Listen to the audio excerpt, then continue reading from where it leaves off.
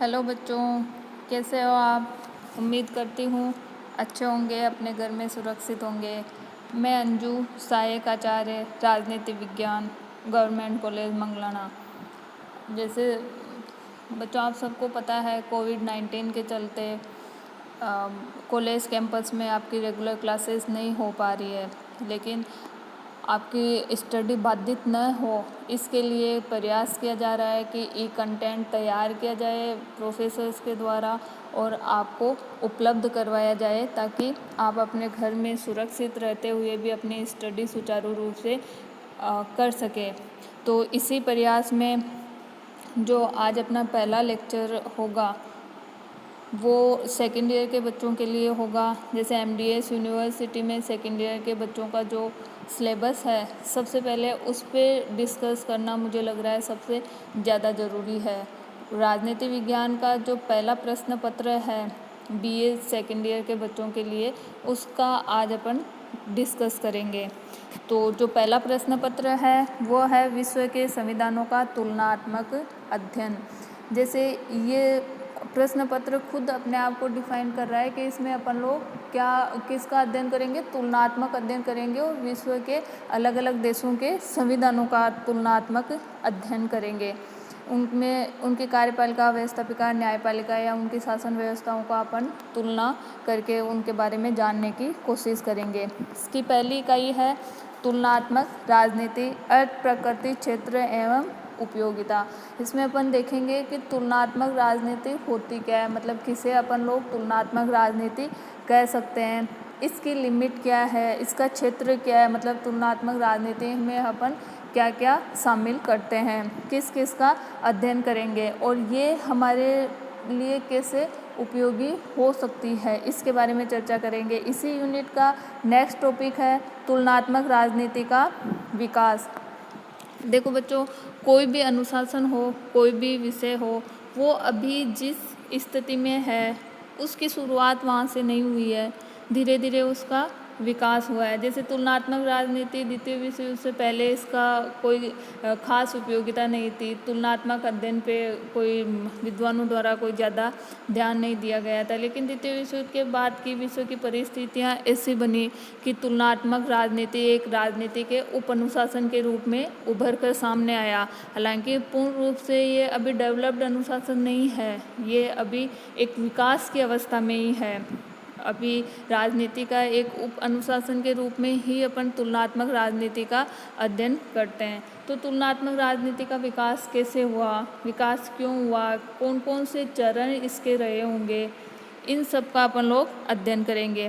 Next topic होगा अपना तुलनात्मक पद्धति। देखो, किसी भी चीज़ का अपन अध्ययन करते हैं, किसी भी टॉपिक का अध्ययन करते हैं, किसी भी विषय का अध्ययन करते हैं, तो उसका एक अपना मेथड होता है, उसका एक अपना तरीका होता है। उस तरीके के द्वारा ही अपन अध्ययन करते हैं। अगर प्रॉपर तरीका नहीं होगा तो अपन प्रॉपर सिद्धांत नहीं बना पाते हैं। तो तुलनात्मक राजनीति का अध्ययन करने का जो सबसे पॉपुलर मेथड है वो है तुलनात्मक पद्धति। तुलनात्मक पद्धति है क्या, इसका अपन लोग अध्ययन करेंगे। अगला अपना टॉपिक होगा संविधान के प्रकार एवं सामाजिक आर्थिक आधार। देखो बच्चों, ये जो अपना पेपर है इसमें अपन विश्व के 4-5 देशों के संविधानों का बेसिकली तुलनात्मक रूप से उनको पढ़ेंगे। जैसे यूएसए का संविधान हुआ, यूके का हुआ, फ्रांस का हुआ, स्विट्ज़रलैंड का हुआ और चीन का हुआ।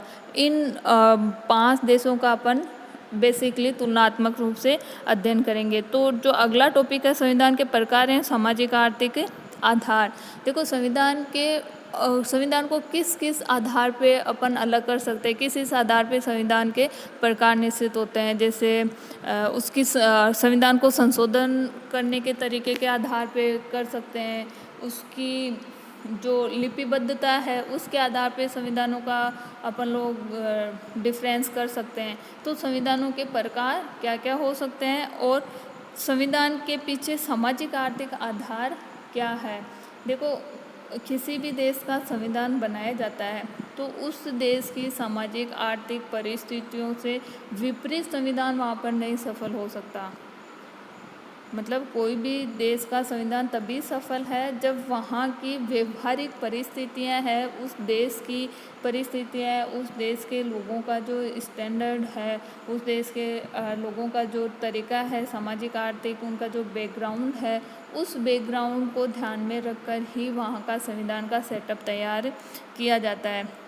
अपन बेसिकली यूके, यूएसए, जैसे यूके की संसदीय और शासन व्यवस्था और एकात्मक सरकार क्या है, यूएसए का संविधान क्या है, स्विट्जरलैंड का क्या है, फ्रांस ने जो संसदीय और देशात्मक शासन व्यवस्था का मिला जुला रूप अपनाया है, वहाँ के संविधान की क्या विशेषता है, चीन के संविधान की क्या विशेषता है, ऐसे करके इन 5 देशों के संविधानों की अपन लोग विशेषताएं देखेंगे। जब अपन लोग विशेषताएं देखेंगे तो अपन को ये चीज़ भी समझ में आएगी कि इन देशों का संविधान अलग अलग कैसे हैं। अपनी अलग यूनिट है सरकार की, नेक्स्ट यूनिट है सेकंड यूनिट सरकार की संरचना।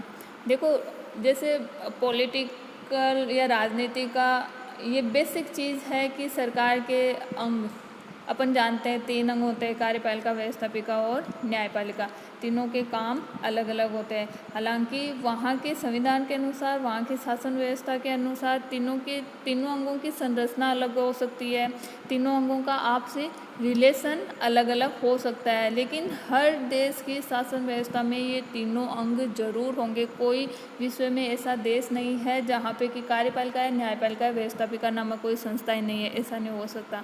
मतलब हर देश की राजनीतिक संस्था में ये तीनों अंग जरूर होते हैं। तो इसमें सबसे पहले इन 5 देशों की अपन लोग कार्यपालिका के बारे में देखेंगे। देखो, मोटा मोटी कार्यपालिका वो संस्था होती है जो विधायिका द्वारा बनाए गए नियम कानूनों को देश में लागू करती है। उस संस्थात्मक संरचना को अपन लोग कार्यपालिका बोलते हैं। अब कार्यपालिका की संरचना और कार्य संसदीय शासन व्यवस्था में अलग हो जाएंगे, अध्यक्षीय शासन व्यवस्था में अलग हो जाएंगे, है ना। जहाँ पे इन दोनों का मिला जुला रूप है, वहाँ पे कार्यपालिका के कार्य और संरचना अलग हो जाएंगे। तो बेसिकली इन 5 देशों में कार्यपालिका किस तरीके से काम करते हैं उसका अध्ययन करेंगे। अगला अपना टॉपिक है विधायिका। विधायिका मतलब विधि बनाने वाली संस्था, इसको अपन लोग क्या बोलते हैं, विधायिका। विधायिका के कई नाम हो सकते हैं, जैसे अपने यहाँ संसद बोला जाता है, यूके में संसद बोला जाता है, जैसे यूएसए में विधायिका को कांग्रेस के नाम से संबोधित किया जाता है, स्विट्जरलैंड में संघीय सभा बोला जाता है।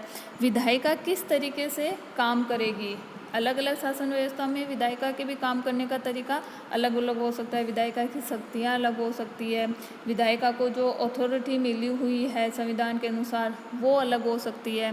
तो इन चीज़ों का अपन अध्ययन करेंगे। अपना नेक्स्ट टॉपिक होगा न्यायपालिका।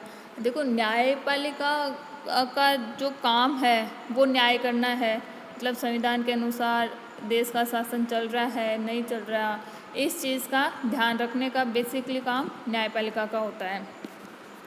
तो काम न्यायपालिका का यह है, लेकिन फिर भी न्यायपालिका की हर देश में अपनी अलग संरचना है, अपना कार्य करने का तरीका अलग है, अपनी शक्तियाँ अलग है, न्यायाधीशों की नियुक्ति का तरीका अलग है।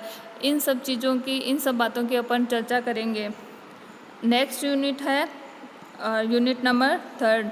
अब ये जो यूनिट है इसमें अपन लोग व्यवहारिक रूप से राजनीति में कौन कौन सी चीज़ें और भी कई सारी बातें हैं जो राजनीति को प्रभावित कर सकती है, जो सरकार को प्रभावित करती है, जो विधायिका को प्रभावित करती है, उनका अध्ययन करेंगे। जैसे दलीय व्यवस्था है, जैसे दबाव समूह है, इन सब का अध्ययन करेंगे। ठीक है अपना बच्चों, ये तो आज हो गया अपना सिलेबस का डिस्कशन, और अपना जो नेक्स्ट वीडियो होगा वो प्रॉपर तरीके से टॉपिक वाइज समझाया जाएगा।